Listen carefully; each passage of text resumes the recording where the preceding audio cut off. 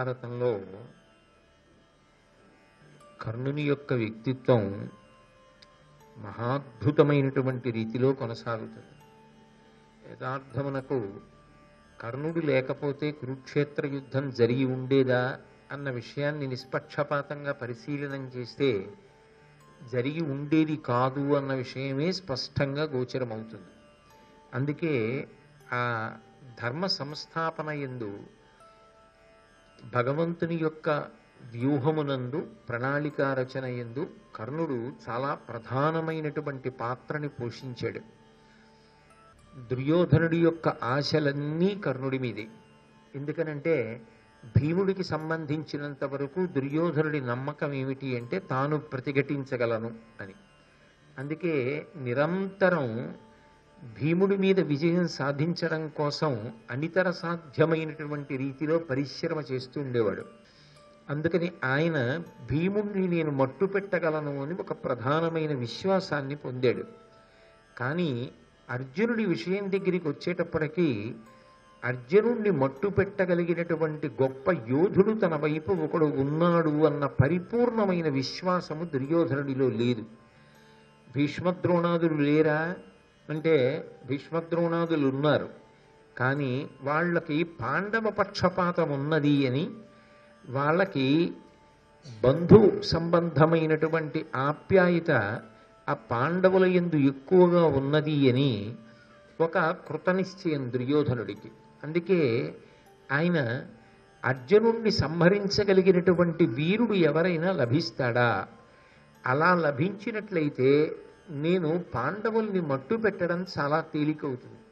అలా అర్జునుడిని సంహరించగలిగినటువంటి వీరుడు నాకు లభించనంత కాలం నేను చేసేటటువంటి పరిశ్రమ ఏదైనా కూడా పరిమితమైనటువంటి ప్రయోజనాన్ని ఇవ్వగలదు తప్ప పరిపూర్ణమైన ప్రయోజనమును ఇవ్వలేదు అనేటటువంటి లెక్క కట్టుకుని ఉన్నాడు.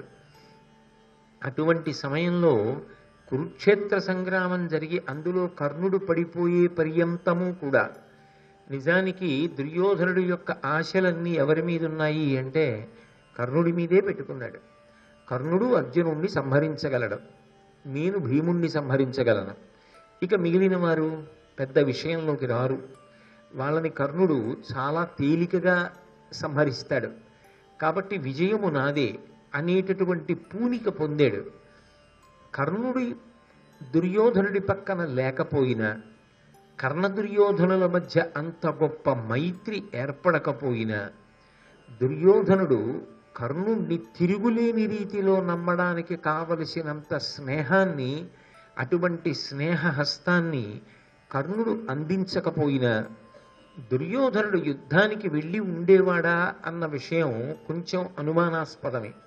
ఎందుకని అంటే అర్జునుడికి తగిన వీరుడు తన పక్షాన ఉన్నాడు అన్న ధైర్యం దుర్యోధనుడికి లేదు.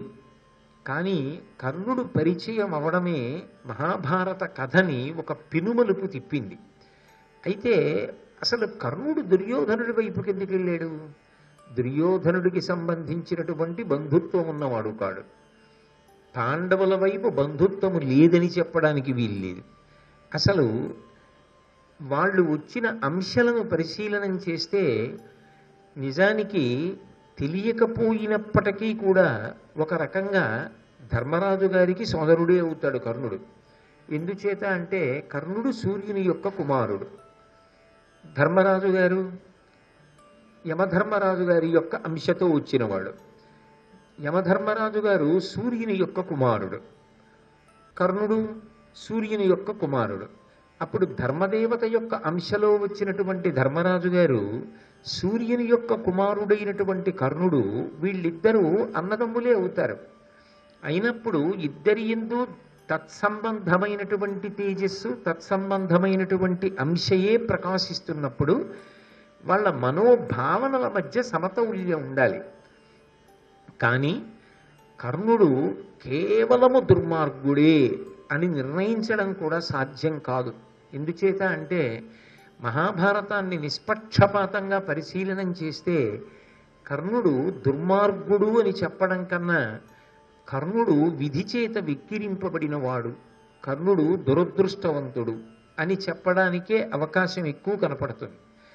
ఆ దురదృష్టం ఆయనని వరించి ఉండకపోతే, ఆయన అటువంటి ఇబ్బందులను పొంది ఉండకపోతే, ఆయన నిజానికి కురుక్షేత్రం జరిగిపోయిన తరువాత అఖండ భూమండలాన్ని పరిపాలించడానికి కావలసినటువంటి సమర్థతని పొందినవాడు, అర్హతని పొందినవాడు. ఆయన స్వయంగా కుంతీదేవి యొక్క కుమారుడు, పైగా సూర్యభగవానుని యొక్క పుత్రుడు. ఈ భూమి మీద సహజమైనటువంటి కవచకుండలాలతో ఉన్నవాడు కర్ణుడు వినా ఇంకొకడు కనపడడం. మహాతేజోమూర్తి, గొప్ప అందగాడు, అంతటి శౌర్యమూర్తి, అంతటి విలుకాడు, అంతటి ధనుర్ధరుడు, అంత గొప్ప పరాక్రమం కలిగినటువంటి వాడు, దానము చేసినటువంటి వాడు. ఆయన గురించి ప్రజలు ఆయన సుగుణముల గురించి మాట్లాడుకున్నారు అనడానికి మహాభారతంలో సాక్ష్యాలున్నాయి. అలాగే ఆయన మౌఢ్యంతో పాండవుల్ని ద్వేషించిన వాడు కాడు. ఆయనకి పాండవుల పట్ల కొంత ప్రేమ ఉన్నది అన్న విషయం కూడా మహాభారతాన్ని పరిశీలనం చేస్తే అర్థమవుతుంది. కుంతీదేవి వచ్చి ఒక క్లిష్టమైన సన్నివేశంలో నువ్వు నా కుమారుడివి అని అడిగితే, అర్జునుడు వినా మిగిలిన నలుగురు నీ కుమారులు నాకు దొరికినప్పటికీ వాళ్ళని వధించకుండా విడిచిపెడతాను అని ప్రతిజ్ఞ చేసినటువంటి ఔదార్యం ఉన్నవాడు.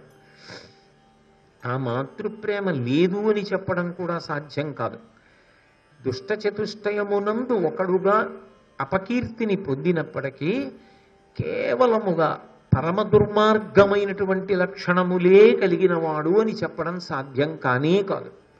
పైగా కొన్ని సందర్భాలని పరిశీలించినప్పుడు కర్ణుడి విషయంలో చదవడానికి బాధగా ఉంటుంది, చెప్పడానికి బాధగా ఉంటుంది, యథార్థానికి వినడానికి బాధగా ఉంటుంది. ఇది ఇలా ఎందుకు జరిగింది, ఇలా జరగకుండా ఉంటే ఎంత బాగుండేది అనిపిస్తుంది. కానీ ఒక్క విషయాన్ని జాగ్రత్తగా పరిశీలనం చేస్తే దాని వెనక దేవతల యొక్క వ్యూహము స్పష్టంగా కనపడుతూ ఉంటుంది. దుర్యోధనుడికి ఏదో ధైర్యం లేకుండా యుద్ధానికి ఎలా వెడతాడు?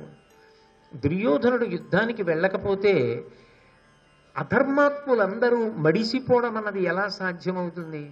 అసలు కృష్ణ పరమాత్మ యొక్క అవతార ప్రయోజనం ఎలా నెరవేరుతుంది? నరుడి యొక్క అవతారమైనటువంటి అర్జునుడి యొక్క అవతార ప్రయోజనం ఎలా నెరవేరుతుంది? ఆ అవతార ప్రయోజనము నెరవేరాలి అంటే దుర్యోధనుడు కురుక్షేత్ర సంగ్రామానికి రావడంలో పూనికని పొంది తీరాలి. అలా పూనికని పొందాలి అంటే ఆయనకి ఒక గొప్ప నమ్మకస్తుడైనటువంటి స్నేహితుడు, ఆ స్నేహితుడు కూడా అర్జునుణ్ణి వధించగలడు అని ఆయనకి నమ్మకం ఉన్నటువంటి వాడు ఒకడు ఉండాలి. ఆ స్థానాన్ని మహాభారతంలో భర్తీ చేసినవాడు కర్ణుడు. కర్ణుడు అలా భర్తీ చేసి ఉండకపోతే అసలు కురుక్షేత్ర సంగ్రామం జరిగేది కాదు. అందుకే నిజానికి ఇద్దరూ సూర్య సంబంధం ఉన్నవారే, ధర్మరాజు గారు కానీ కర్ణుడు కానీ. ఇద్దరూ వైరిపక్షాల్లో నిలబడవలసి వచ్చింది. కానీ కర్ణుడి యొక్క జీవితాన్ని పరిశీలనం చెయ్యడం మహాభారతంలో అద్భుతమైనటువంటి విషయాలు కొన్ని అవగతమవుతాయి. మనిషి ఏ ఒక్క దుర్గుణం చాలా దారుణంగా జారిపోయేటట్టు చేస్తుంది అర్థమవుతుంది. మనిషిలో ఎన్ని సద్గుణాలున్నా, ఎంత గొప్పవాడైనా, పుట్టుకతోనే ఎంతటి శౌర్యమో పరాక్రమమో ఉన్నవాడైనా ఆయన చెయ్యని తప్పుకి, ఎవరో చేసిన తప్పుకి ఒక్కొక్కసారి వ్యక్తుల జీవితాలు ఎంత దారుణమైన స్థితి వైపుకి తిరిగిపోతాయి అన్నవి పరిశీలనం చేస్తే కర్ణుడిలా ఎవ్వరూ కూడా అంత బాధపడవలసినటువంటి స్థితి సమాజంలో కలగకూడదు అంటే ఏ విషయంలో అత్యంత జాగ్రత్త అవసరమో కూడా మహాభారతంలో కర్ణుడు అన్న విషయాన్ని పరిశీలనం చేసినప్పుడు అర్థమవుతుంది. భారతం కర్ణుడితోటే మొదలై మహాభారతం కర్ణుడితోటి పూర్తయిపోతుంది అంటారు పెద్దలు. ఎందుకని అంటే కర్ణుడు రావడంతో మహాభారతం నడవడానికి కావలసినంత పూనికని పొందింది. మహాభారతంలో కర్ణుడు పడిపోవడంతో మిగిలినవన్నీ జరిగినా అవన్నీ జరిగిపోతాయి ఇంకా అన్న నమ్మకం వచ్చేసింది. అందుకే మహాభారతాన్ని నిజానికి నడిపించినటువంటి ప్రధానమైనటువంటి వ్యక్తులలో ఒకడెవరు అంటే కర్ణుడు.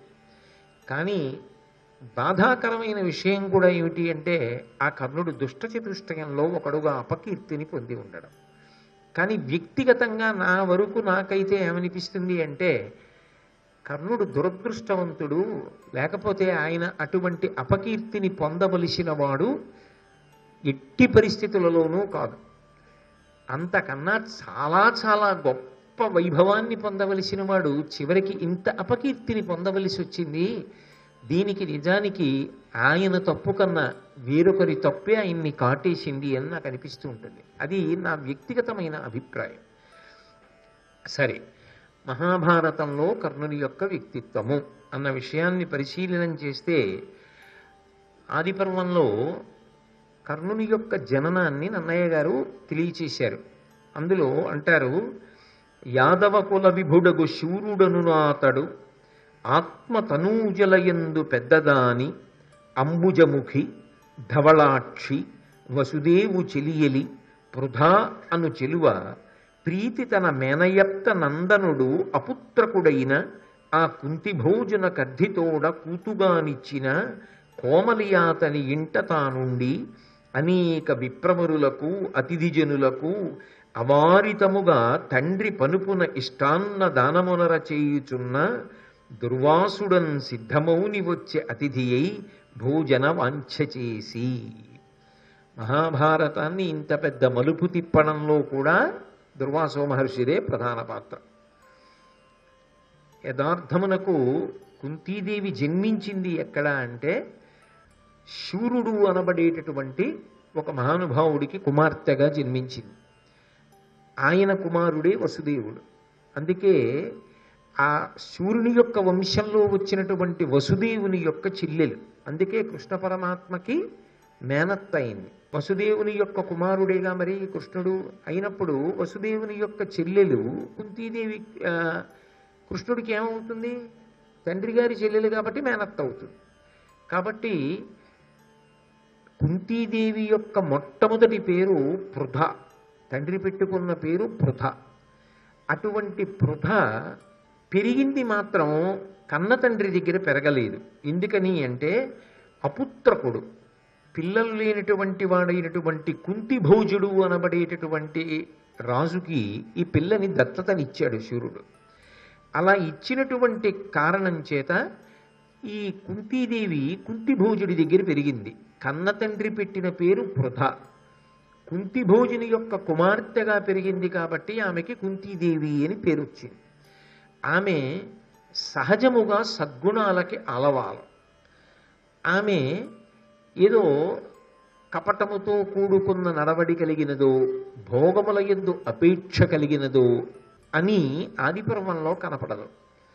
ఆమె చాలా గొప్ప వ్యక్తిత్వం ఉన్న తల్లి. నిజంగా మహాభారతంలో కుంతిని పరిశీలనం చేస్తే కుంతీదేవి పాదాలకి నమస్కారం చేయకుండా ఉండలేం. ఎంత గొప్ప వ్యక్తిత్వమైనా ఒక్కొక్కసారి జీవితంలో చేసినటువంటి ఒక పెద్ద పొరపాటు కట్టి కుడిపేస్తుంది. అది జీవితాంతం కాల్చేస్తుంది మనిషిని. అది ఎలా కాలుస్తుంది అంటే పైకి చెప్పలేరు, లోపల అనుభవంలో వదిలిపెట్టలేరు. చెట్టు పైకి ఆకుపచ్చగా నవనవలాడుతూ కనపడుతూ ఉంటుంది, కొమ్మలు చక్కగా ఊగుతూ ఉంటాయి. కానీ చెట్టు తొర్రలో మంట ఒకటి బయలుదేరి మండుతోంది.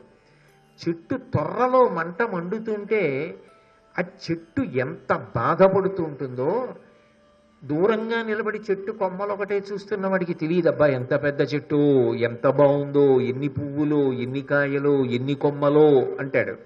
కానీ నిజానికి చెట్టు అంత సంతోషంగా లేదు, ఎందుకంటే దాని తొర్రలో అగ్ని కాలుతోంది. అలా కుంతీదేవి కూడా తప్పు చేసేటటువంటి స్వభావము కలిగినది కాదు, కానీ దేవతా వ్యూహము స్పష్టము. దేవతలు అటువంటి తల్లికి గొప్ప పరీక్షనే పెట్టారని చెప్పుకోవాలి. అందుకే ఆవిడికి సహజంగా బాల్యం నుంచి వచ్చినటువంటి గొప్ప గుణం ఏమిటంటే ఓర్పు. అది చిన్న పిల్లలకి ఉండడం అన్నది చాలా కష్టం. ఒక మహారాజు గారి ఇంట్లో అతిథులు వస్తే భోజనం పెట్టడానికి ఎవరిని పంపించాలి? ఇంట్లో ఉన్న పెద్దవాళ్ళని పంపిస్తారు. కానీ ఇంటికొచ్చిన వాళ్ళందరికీ అన్నం పెట్టడానికి కుంతిభోజుడు ఎవరిని పంపించాడు అంటే కుంతీదేవిని పంపించాడు. ఎందుకని అంటే ఆ అమ్మాయి చిన్నది, ఇంకా పెళ్లి కూడా కానటువంటి పిల్ల, కుమారి అయినా ఆమె అంత ప్రేమతో వచ్చినటువంటి అతిథులందరికీ భోజనం పెట్టి తండ్రికి గౌరవ మర్యాదలు తీసుకొచ్చింది. ఆమె దగ్గరికి ఒక రోజున దుర్వాసో మహర్షి ఆతిథ్యం కోసం వచ్చాడు, అంటే కుంతి భోజుడింటికి వచ్చాడు అని. దుర్వాసో మహర్షి యొక్క ఆగ్రహం ఎలా ఉంటుందో చూశారు. కృష్ణ భగవానుడంతటి వాడిని ఆయన విడిచిపెట్టలేదు. పాయసం వండి తెమ్మని కొద్దిగా తిని ఒళ్ళంతా పాయసం పుయ్యమని, నువ్వు నా అరికాల దగ్గర పాయసం సరిగ్గా పుయ్యలేదు, అందుకని నీకు అరికాలు దగ్గరే బాణం తగిలి అత్యంత ప్రమాదం ఏర్పడుతుంది అని చెప్పి శాపవాక్కు విడిచిపెట్టాడు. సరే, అది మంగళప్రదం అవుతుంది, ఆ కారణం చేతనే అవతారమును ఎప్పుడోప్పుడు వదిలిపెట్టాలి కాబట్టి వదిలిపెట్టి పరమపదంలో ప్రవేశించడానికి ఆస్కారము కలుగుతుంది అని కూడా చెప్పాడు. అటువంటి దుర్వాసో మహర్షి ఒకనాడు కుంతి భోజని ఇంటికి ఆతిథ్యం కోసం అని వచ్చాడు. అలా వచ్చినటువంటి వాడు ఆతిథ్యాన్ని స్వీకరించేటప్పుడు, ఆయనకి ఆతిథ్యం ఇచ్చేటప్పుడు సాధారణంగా ఎవరు నుంచుతారు?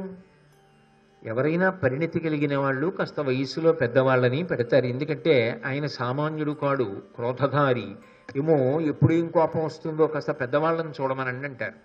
కానీ చిత్రం ఏమిటంటే కుంతీదేవే సపర్య చేసింది, కుంతీదేవే భోజనం పెట్టింది. అంటే వయసుతో సంబంధం లేకుండా ఆవిడ పరిణతి అటువంటిది. ఆయన భోజనం అంతా చేశాడు. కుంతీదేవి చేసిన సేవల చేత ఎంతో సంతోషాన్ని పొందాడు.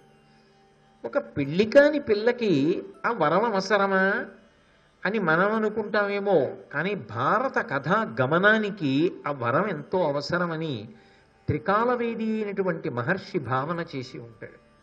అందుకే ఆయన వెళ్ళిపోతూ ఒక వరం ఇచ్చాడు. నువ్వు ఎప్పుడైనా ఎవరైనా దేవతని నేను నీకు ఉపదేశం చేసిన మంత్రం చేత ఆహ్వానం చేస్తే వాళ్ళొచ్చి నీకు సంతానాన్ని అనుగ్రహిస్తారు అని చెప్పి ఆ మంత్రాన్ని ఉపదేశం చేసి వెళ్ళిపోయాడు. ఆయనతో ఉండే గొడవ ఎలా ఉంటుందంటే, ఈ మంత్రం నాకెందుకు అంటే అదో గొడవ, అందుకని ఇచ్చింది పుచ్చేసుకుంటే అయిపోతుంది.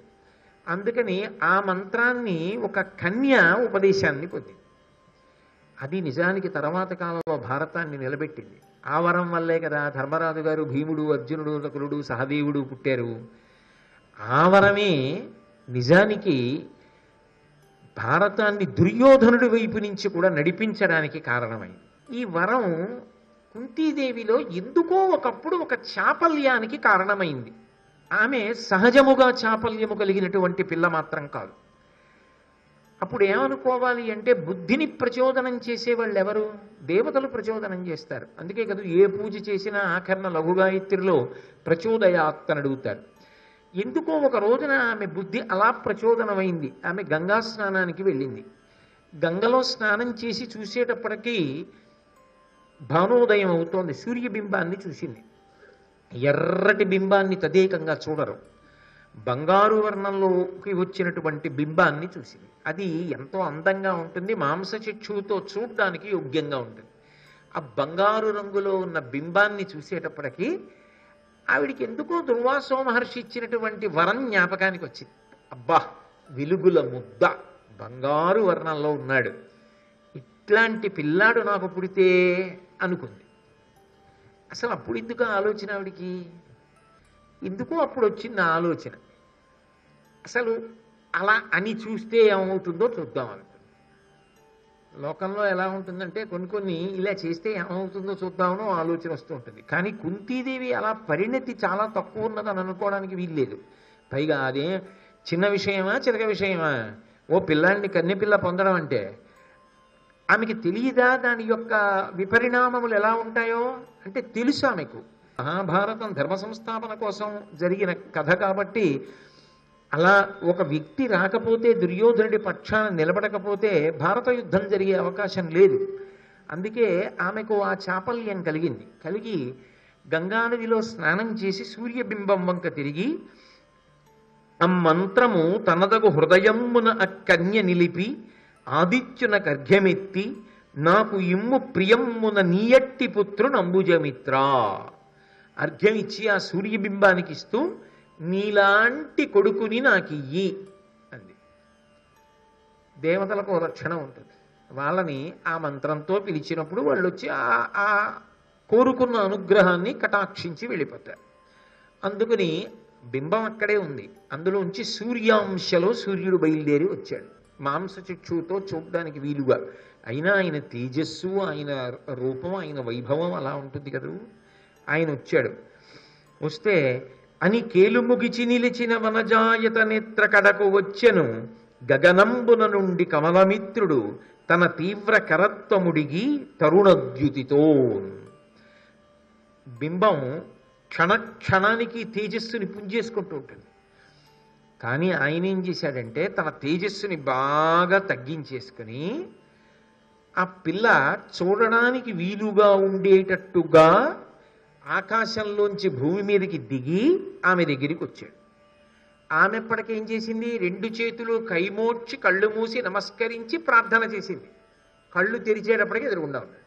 ఆ మంత్ర ప్రభావం అటువంటి. కాబట్టి ఎదురుగుండా వచ్చాడు. వచ్చేటప్పటికే ఆమెకి జ్ఞాపకానికి వచ్చింది, నేను ఏమన్నానో అది చేయడానికి వచ్చాడు.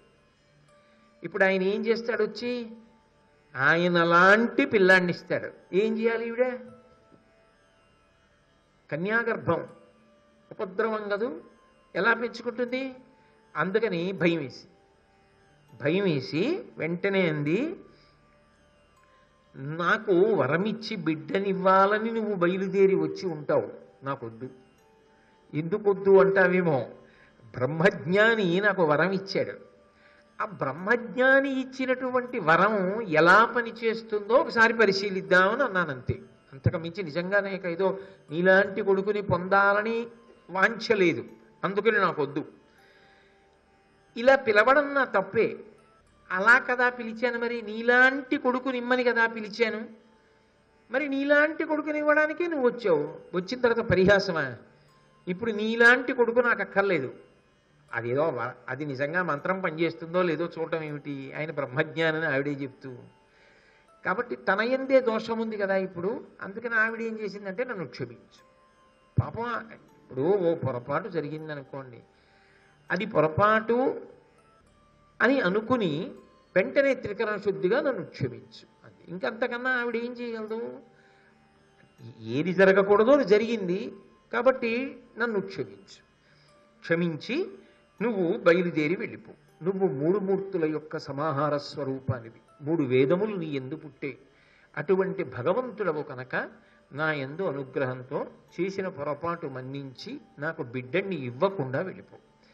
ఎందుకు బిడ్డరొద్దంటున్నావు అంటావేమో, ఏను మంత్రశక్తి ఎరుగక కోరితి కన్యకిదియు కొరగాదు నాకు గర్భమైన నా తల్లిదండ్రులు చుట్టములను నన్ను చూచి నగరే.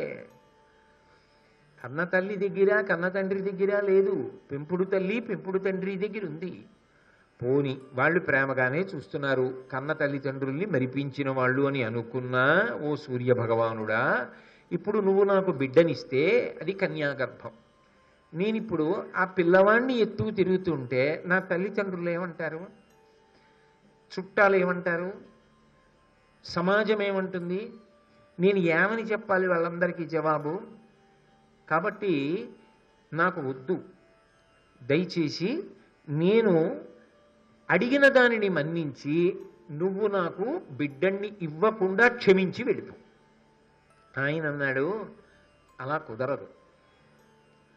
మాకు కొన్ని నియమాలు ఉంటాయి.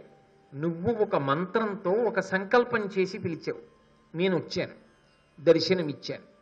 ఇచ్చిన తరువాత నువ్వు దేని కొరకు అపేక్షించి మంత్రాన్ని జపం చేసి నన్ను పిలిచావో అది నీకు నేను ఇచ్చి వెళ్ళిపోవాలి.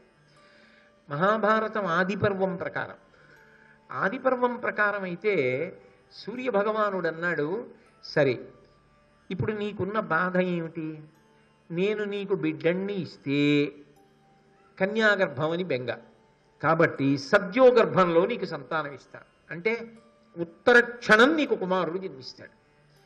దానికోసం నువ్వు గర్భధారణ చేయవలసిన అవసరం ఉండదు. వనపర్వం ప్రకారం అయితే 10 నెలలు మోసింది కర్ణుణ్ణి. కాబట్టి నీ కన్యాత్వము చెడదు. భవిష్యత్తు యందు నువ్వు వేరొకరికి ఇల్లాలివైనప్పుడు నేను మోసగించానన్న భావన నువ్వు పొందక్కర్లేదు. నీ కన్యాత్వం చెడకుండా నీకు వరమిస్తున్నాను. సంతానమును కటాక్షించి దేవతలుగా నేను పాటించవలసిన నియమాన్ని నేను పాటిస్తాను. నీకు ఇబ్బంది కలగకుండా నేను ఎంతవరకు అనుగ్రహం చెయ్యగలనో నీ కష్టాన్ని దృష్టిలో పెట్టుకుని అంతవరకు అనుగ్రహం చేయగలను తప్ప ఈ రెండిటికి దాటి నన్ను పిలిచిన తరువాత మంత్రజపం చేసిన తరువాత ఒక కోరిక వెల్లడించిన తరువాత నీకు బిడ్డనివ్వకుండా వెళ్ళిపోవడం సాధ్యం కాదు. ఎందుకంటే ఎవరి ధర్మాన్ని వాళ్ళు పాటించాలి అని సద్యోగర్భమునందు ఒక బిడ్డనిచ్చాడు. ఆమె ఆ పిల్లవాడిని చూసుకో.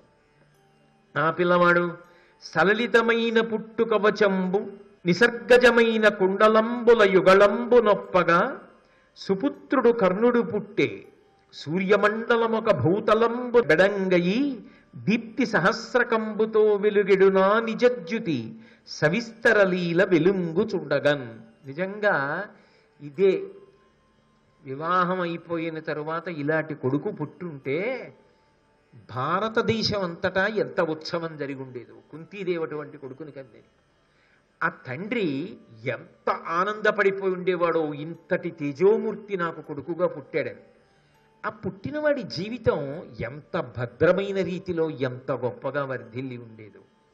శ్రీ ఉమామహేశ్వర పరబ్రహ్మార్పణమస్తు. స్వస్తి.